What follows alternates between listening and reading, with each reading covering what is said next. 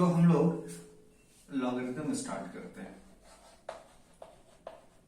Proper definition वगैरह से, ठीक है। तो इसका सबसे फर्स्ट डेफिनेशन, सबसे बेसिक डेफिनेशन देखते हैं कि it is the undo operation of exponentiation।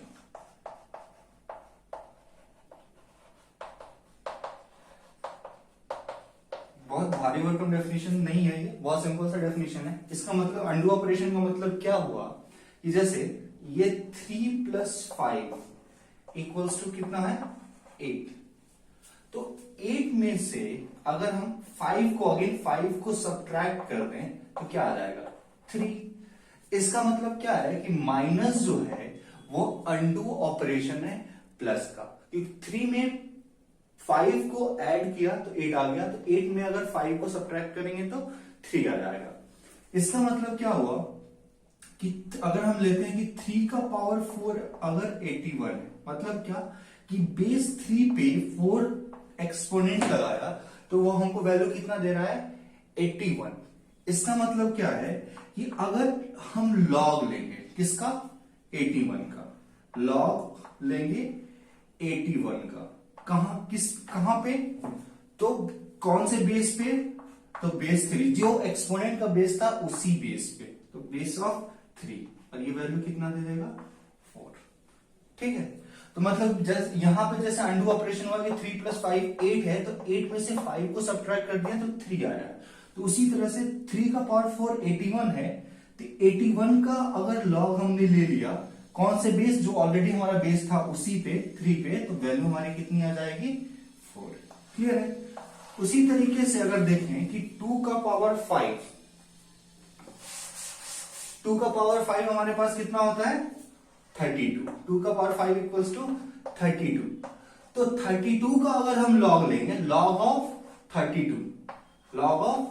32 कौन से बेस पे, जो हमारा ऑलरेडी बेस था बेस 2, वैल्यू हमारी कितनी आ जाएगी 5।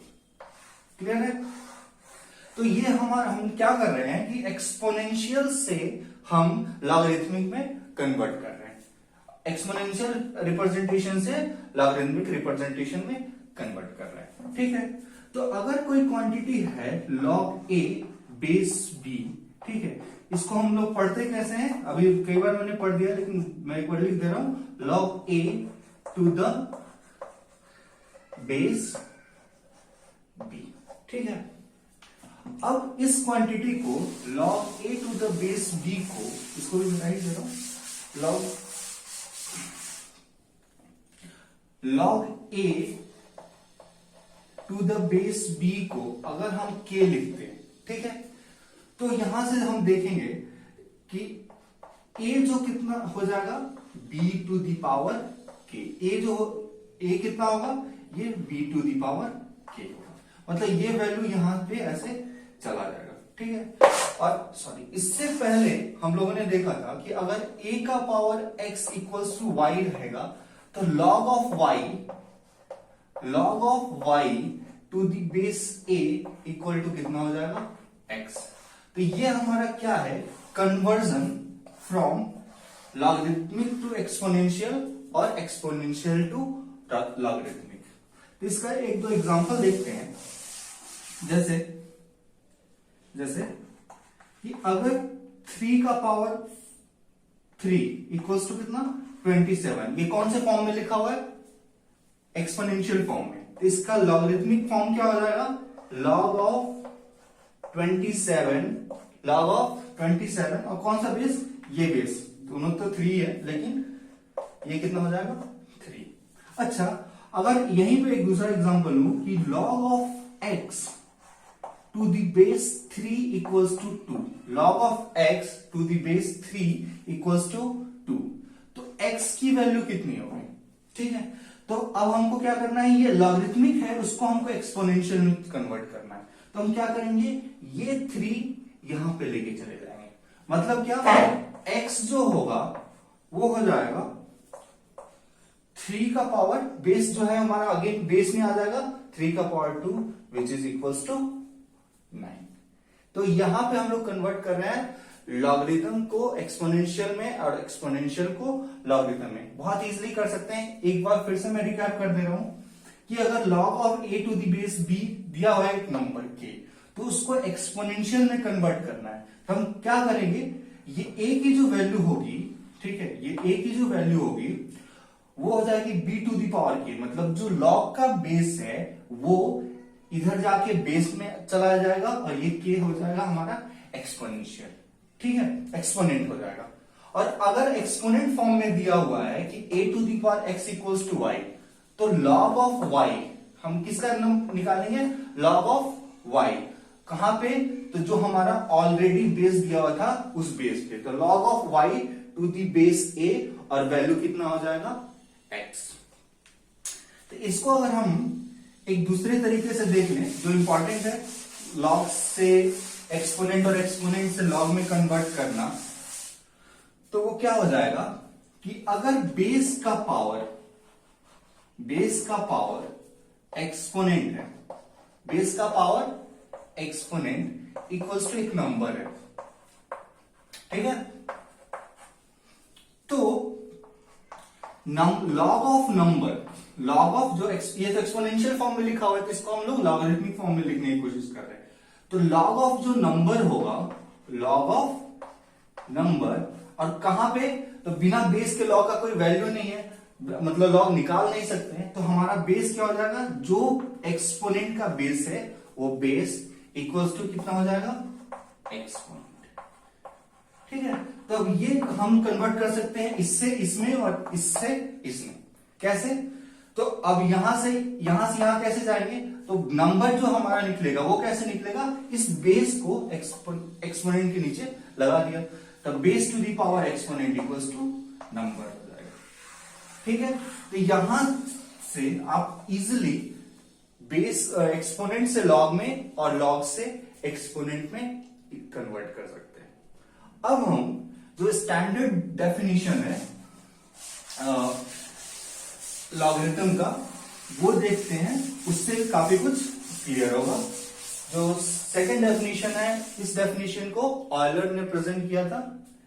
तो क्या है कि log of a to the base b is a number, is a, बिल्कुल एक नंबर होगा, is a number if we raise it on b, then it gives a। बहुत सिंपल फॉर्म में मैंने लिखा है इसको। इसका मतलब क्या हुआ कि log a बेस b एक नंबर होगा, log a बेस b एक नंबर होगा। कैसा नंबर होगा कि अगर उसको b, मतलब जो हमारा बेस है, b क्या है, जो हमारा बेस है, उस पर रेज करेंगे तो हमको क्या देगा, वापस a दे देगा। इसका मतलब क्या है कि b to the power log of a base b, b to the power log of a base b कितना हो जाएगा, a। ये हमारा बेसिक डेफिनेशन है और बहुत ही इंपॉर्टेंट लॉग की प्रॉपर्टी है, ठीक है। मतलब क्या, यहां से हम देख सकते हैं कि अगर हमको 10 को 3 के पावर में लिखना है, 10 को 3 के पावर, हम 9 को 3 के पावर में तो बहुत इजीली लिख सकते हैं, लेट्स से 10 को हमको 3 के पावर में लिखना है, तो हम क्या करेंगे, इसका यूज करेंगे। 10 को हम 3 के पावर में लिखते हैं, तो बेस हमारा 3 हो जाएगा, log 3, ठीक है, और यहां पे हमने क्या लिख दिया, 10। लेट्स से इसी 10 को हमको 7 के पावर में लिखना है, इसी 10 को हमको 7 के पावर में लिखना है, तो क्या होगा, 10 को हम लोग कैसे लिख सकते हैं, 7 का पावर log 10 बेस 7। तो यहां पे लॉगरिथम का डेफिनेशन यहां पे बहुत ही क्लियर है, बहुत ही सिंपल है और बहुत ही क्लियर है कि किसी भी नंबर का लॉग किसी बेस पे वो नंबर होता है, किसी नंबर का लॉग किसी बेस पे वो नंबर होता है जिसको उस बेस पे रेज करें तो हमको वापस से नंबर मिल जाए, ठीक है। तो ये हमारा एक डेफिनेशन भी है और एक लॉग की प्रॉपर्टी भी है, ठीक है। तो यहां तक हमने कुछ बेसिक चीजों को देखा, लॉ का डेफिनेशन देखा, उसको इंडिसेस को रिवाइज किया। अब कुछ इंपॉर्टेंट पॉइंट्स देखते हैं जो हमको क्वेश्चंस करने में हेल्प करेगा। ठीक है, तो और ये इस तरह से कुछ प्रॉपर्टीज भी होंगी। तो फर्स्ट पॉइंट ये देखते हैं कि हमको पता है कि a to the power zero कितना होता है, 1 होगा। ठीक है, तो यहां से हम बोल सकते हैं इसको लॉगरिथम में कन्वर्ट करें तो क्या आएगा कि log of 1 to the base a equals to 0। ठीक है, मतलब log of 1 to the base a equals to 0। अच्छा, दूसरा बात करते हैं कि, और हाँ, बेस हमारा क्या होना चाहिए, डिफाइंड होना चाहिए। डिफाइंड बेस की बात हम लोगों ने सबसे फर्स्ट वीडियो में की थी, अभी थोड़ा देर बाद भी करेंगे। a to the power 1 equals to कितना हो जाएगा, a। ठीक है, तो यहां से हम देखेंगे इसको अगर हम लॉगरिथमिक फॉर्म में कन्वर्ट करें तो क्या होगा, log of a to the base a equals to 1। ठीक है, अच्छा, अब a to the power n equals to हम लोग a to the power n लिख सकते हैं। ठीक है, अब इसको हम ऐसे लिख रहे हैं कि ये a हमारा बेस है और n एक्सपोनेंट है और ये a to the power n number है। तो इसका हम लोग लॉगरिथमिक फॉर्म में लिखें इसको तो क्या आएगा, log of a to the power n to the base a, log of a to the power n to the base a equals to क्या आ जाएगा, एक्सपोनेंट ये वाला log of a to the power n to the base a, तो ये क्या हो जाएगा, n। तो हमने 3 रिजल्ट्स अभी देखे, और अगर आप लोगों ने आईसीएससी बोर्ड से पढ़ा है 9-10 तो आप इजिली जानते होंगे इस रिजल्ट को कि log 1 base a equals to 0, log a base a equals to 1 और log of a to the power n base a equals to n। और अगर नहीं जानते हैं तो यहां से हम जान लिए। ठीक है, हमने इंडिसेस में जैसे देखा था कि बेस पे कुछ रिस्ट्रिक्शन था, वही रिस्ट्रिक्शन यहां पे भी रहेगा। तो अगर हम मान लेते हैं कि log of a base b equals to k है, तो इसको इक्विवेलेंट फॉर्म में हम लोग क्या लिखेंगे, a इक्वल्स टू b का power b to the power k। Clear है, अब यहां पे बेस जो होगा, जो ये बेस है वही ये बेस है, तो यहां पे बेस क्या होगा, तो first condition log a base b में लगेगा कि बेस जो होगा वो हमेशा ग्रेटर देन 0 होगा। इस चीज को हम लोगों ने इंडिसेस में फर्स्ट वीडियो में रिवीजन ऑफ इंडिसेस में देखा है। तो b ग्रेटर देन 0 होगा और b की वैल्यू जो होगी वो 1 के बराबर नहीं होगी। और सेकंड पॉइंट क्या होगा कि a जो होगा वो हमेशा ग्रेटर देन 0 होगा। ठीक है, तो log का जो इसको बोलेंगे आर्गुमेंट, तो log का जो आर्गुमेंट है वो हमेशा ग्रेटर देन 0 होगा। जब लॉगरिथमिक इनइक्वालिटी वगैरह सॉल्व करते हैं या लॉगरिथमिक फंक्शन के डोमेन वगैरह निकालते हैं तो उसमें इन सब कॉन्सेप्ट का बहुत यूज आता है कि ये जो क्वांटिटी होगी, मतलब लॉग जिसका निकाल रहे होंगे वो हमेशा 0 से बड़ा होगा और बेस जो होगा वो हमेशा 0 से बड़ा होगा और साथ में बेस जो होगा वो 1 के बराबर नहीं होगा।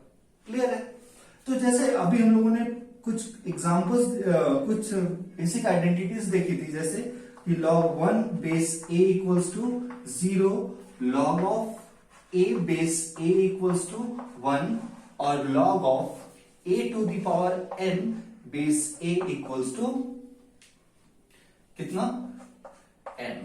ठीक है, तो इसके बेस यहां इन तीनों के लिए a की जो वैल्यू होगी वो हमेशा 0 से बड़ी होगी और a की वैल्यू जो होगी वो 1 के बराबर नहीं होगी। इस चीज का हम खास ध्यान रखेंगे। ठीक है, तो इस पे कुछ एग्जांपल्स देखते हैं जिसमें हमको गलतियां होती है। तो जैसे